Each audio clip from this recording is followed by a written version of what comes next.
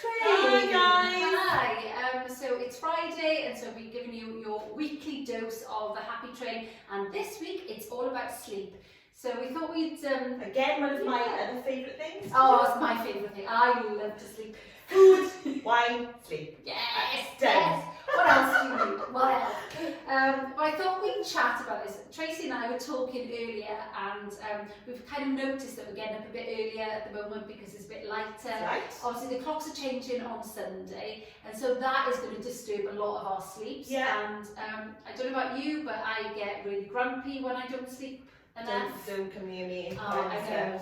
And you know, you've got to think about, okay, when you're a baby and when you're looking after a baby as well, you know, the things that you check for, isn't it, is when they're grouchy and they're crying and whatever, is do they need sleep? You know, are they hungry? Are they wet? Do they need changing? Are they, you know, do they need burping? And sleep.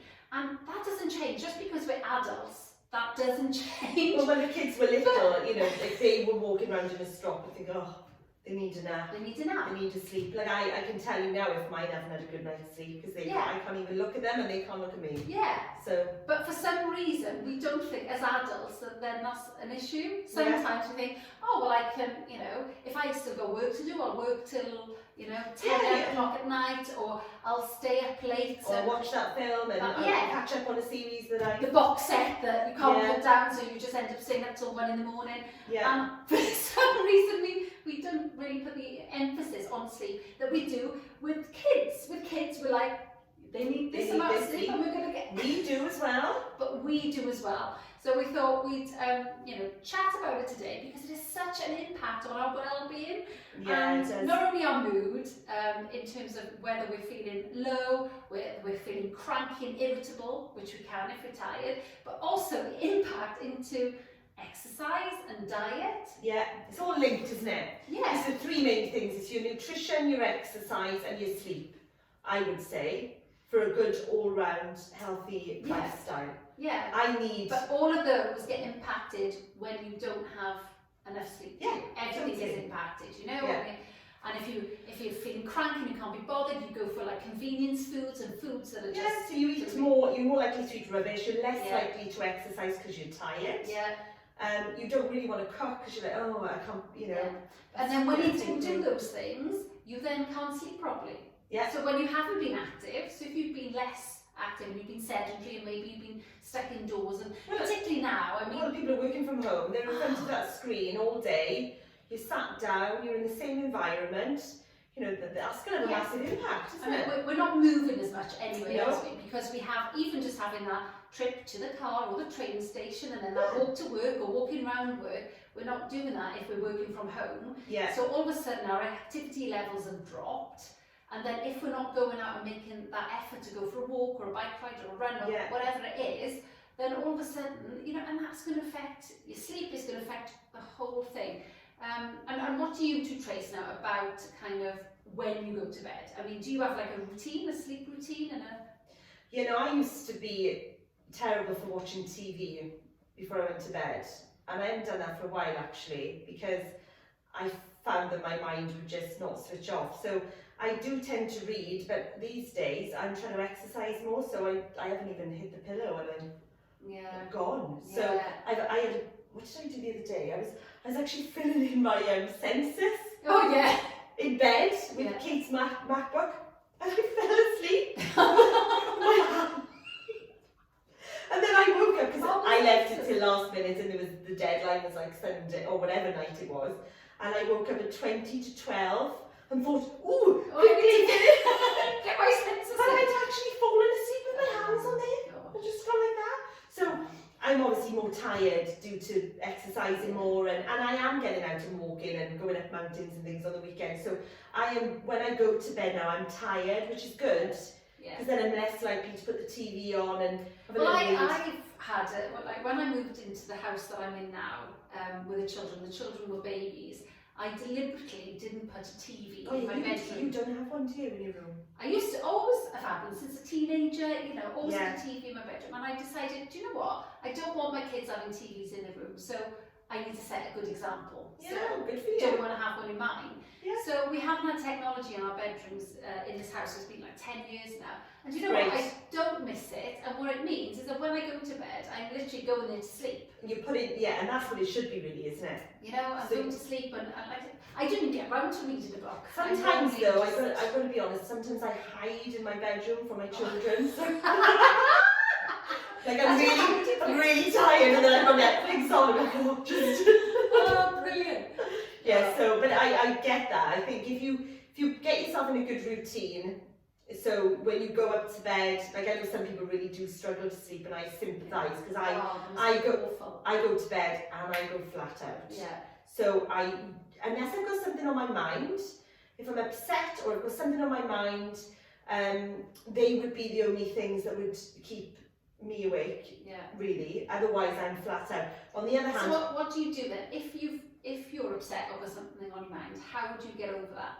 What tips would you give people? Oh, I have just got up and had like a cup of tea or something, which is not the best because it's caffeine. Oh, mind you, I go for the decaf option. But sometimes if you're lying there and you I can't even imagine people who go through this, because when I've gone through it, I absolutely hate it, and then I'm miserable. It has such a knock-on effect. I think if your mind is busy, what I do is journaling. Yeah, journaling and writing stuff down. I could write a list down of your to-dos for the next day and things that are on your mind, or do some journaling, because sometimes when we go to bed, our lives have been so busy up until that point. You haven't had that downtime. You haven't had time to reflect on the day and what's gone on, and so your mind is processing it. So if you write it down. So if you do a bit of journaling beforehand, if you do all those things obviously that are calming as well. Make sure your phone is away. Yeah. Don't be on your phone until you go to bed. All of that is a stimulus, and all of that is making your your brain active. Put that away from like 8 o'clock or something like that. Have a bath, read a book. All those things are really good. But I think you're well, it's getting you into the sleep mode, isn't it? It's relaxation. Yeah. It's having time throughout the day, and particularly later on in the evening, where you're actually relaxing. You're not thinking, doing until you go to bed, and then you expect yourself to sleep. Yeah. Because that's just not going to happen. So you need to have that relaxation time, and that includes shoving away, technology and anything that would distract you, anything that's on your mind. So writing it down will then get it off your. Yeah, I get that. I find that really beneficial. But you were saying about you could sleep anywhere. Well, I could sleep anywhere. I got quite a funny story actually. So I've been known, or my friends have played on several occasions Rhi Trace. So to explain what Rhi Trace is, the game Buckaroo, and you have to balance everything on the little donkey. Is it a donkey? Yes, it's a donkey. Until he kicks his legs. So they play that with me on several occasions. So I would be like sleeping just in the corner, as I do, because when I need to sleep, I just sleep. It doesn't matter where I am. Was this alcohol induced by any chance? A lot of them have been alcohol induced, but I have just done that without alcohol as well. Oh, okay. I'm just tired, so I just need to go for a nap. And I've even had, so I end up lots of things balanced on me. I've even had a steak. So in a barbecue, I've actually shoved a steak on my head as I'm kind of, and they're all laughing, taking photos of me and finding it hysterical. And then until I move, and I've got like this steak falling in my lap. And I love that. Rhi Trace. So if you've got a friend like me, it's loads of fun. Yeah, and everybody else. I'm a little sleeper like that as well. I've been known to fall asleep at a party. When you're ready to sleep, you just need to, don't you? Yeah, I know. But I really feel for people out there who are struggling with sleep, because it just affects everything. And so hopefully some of our tips today have helped in some way. Yeah. The other thing that I would say is definitely have a routine, as in go to bed at the same time and get up at the same time. Because when you've got, I think that's important. Because even from a teenager, I'd be over a friend's house watching. My first job I think it was. And I'd be over my friend Tina's at the time, and we'd be in the middle of a film, and I'd say, right, I've got to go. She'd say, well, the film isn't finished. No, I have to be asleep by 11 o'clock. So I always knew that if I didn't, it had such an awful effect on me that it wasn't worth it. Yeah. So, if I stay up late now, like 12 o'clock, I turn into a pumpkin, even on a night out now. Yeah. And I go, right, I'll go to bed.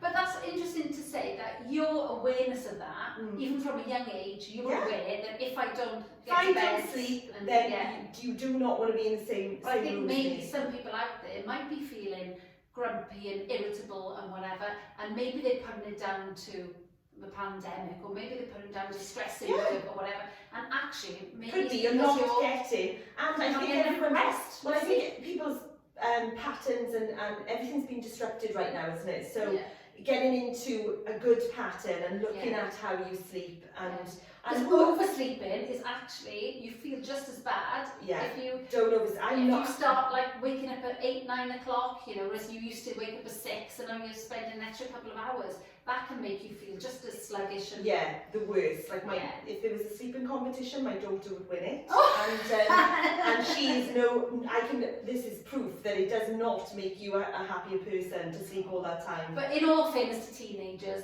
they actually need the extra sleep, don't they? They've kind of proven apparently she needs double. Does she? Double the amount of sleep. I'll end on a funny story, right? So we were all because sometimes it's not about how you sleep, it's the person you sleep with as well. So so I wasn't really aware of this, but the girls brought this to my attention a little while ago now. But we go away together, not recently, but we go to Ironman. We've gone down to Tenby quite a few times, and we end up sharing rooms and shacking up together to obviously save money and we bunk in together. So we were all sat here having a coffee one day and arranging the next Ironman Tenby. And Harrod, who never says anything about anybody, said, "It's not my turn to sleep with Tracy." So I said, "Well, oh, okay." And then Rhian says, "Well, I did it last time." So I'm thinking, hang on, what's going on? So anyway, I said, "Right, come on then, tell me what the problem is." And Harrod, without even a smile on her face, said, "Well, last time you slept with me, Trace, you spooned me all night, dribbled on my face and snored and kept me up the whole night." I was mortified. And then you said, "Oh, well, she didn't dribble on me because we were in separate beds, but she did snore all night." You have a good snore going. I have a good snore. So I've been told you can buy some strips, so I'm on that. But I sympathise with those people who have to sleep with snorers. Buy them one of those devices, or tell them to sleep. Those nasal strips are good. Well, and apparently you can get a little thing that you put in your nose, and it's magnetic. It's kind of a Chinese thing. Yeah. Or if you've got a spare room, go in the other. Get away from them. Run away. Yeah. So sleep well, everybody. Look after your look after your sleep, and know that it's really important for us. It is. So as much as we are really looking forward to the lighter evenings and the summer coming, it can obviously affect your sleep. So get those blackout bangs, get some decent curtains. Get your 8 hours. So you're not waking up at 4 o'clock. So have a good weekend, and we'll catch up soon. Bye.